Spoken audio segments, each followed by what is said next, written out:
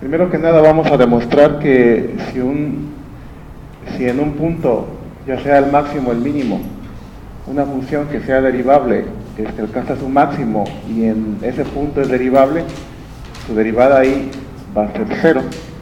Y lo mismo va a pasar con el mínimo. Entonces enunciamos el siguiente teorema.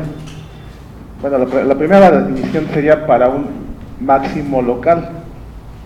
Definición 5.7, sea f con x que va a r, x es un espacio métrico. Decimos que f tiene un máximo local en un punto p en x, si existe un delta 0, delta mayor que 0, tal que f de x es menor que f de p para todo q que está en la vecindad de radio delta y centro en p. Es decir, para todos los q tales que la distancia de p a q sea menor o igual que delta. Del mismo modo se definen los mínimos locales. Entonces tenemos el siguiente teorema, el 5.8. Supongamos f definida en el cerrado AB. Si tiene un máximo local en un punto x del abierto AB y existe f' de x ahí, entonces f' de x, la derivada en x, es 0 en ese punto.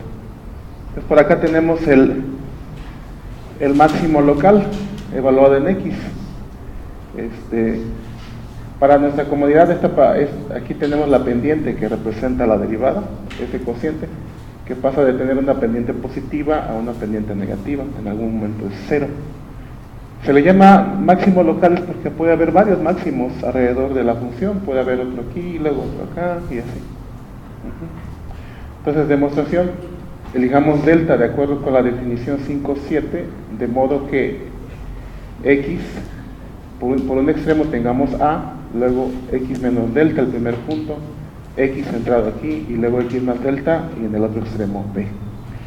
Entonces, si analizamos a la izquierda de x, un parámetro t, es decir, x menos delta menor que t menor que x, será el siguiente cociente.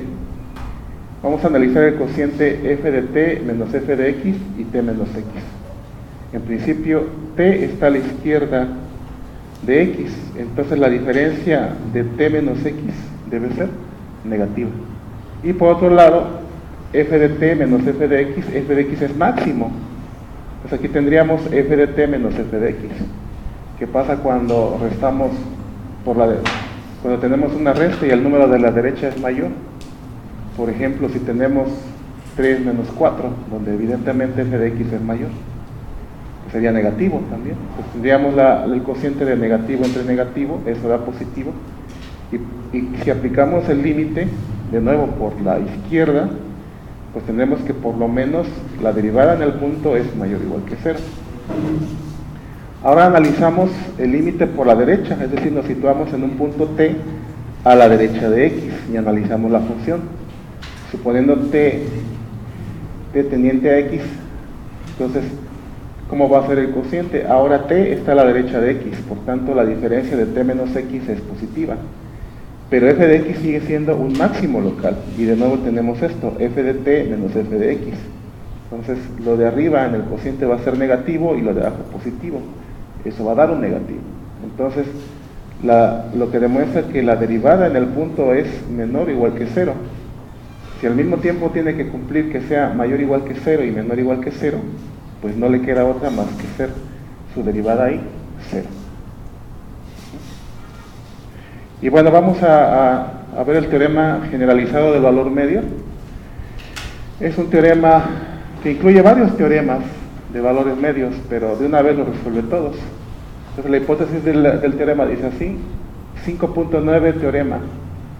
Si f y g son funciones reales y continuas en el cerrado AB, diferenciable en AB, existe un punto x en AB en el cual f de b menos f de a multiplicado por g' de x, es decir, la derivada de g en x, es igual a g de b menos g de a multiplicado por f' de x, es decir, la derivada de f en x. Para la demostración, hagamos una función paramétrica con respecto a t, que llamaremos h de t. H de t pues es la diferencia de f de b menos f de a por g de t menos G de B menos G de A por F de T, donde T está entre A y menos B. Entonces H es continua en AB y es diferenciable en el abierto.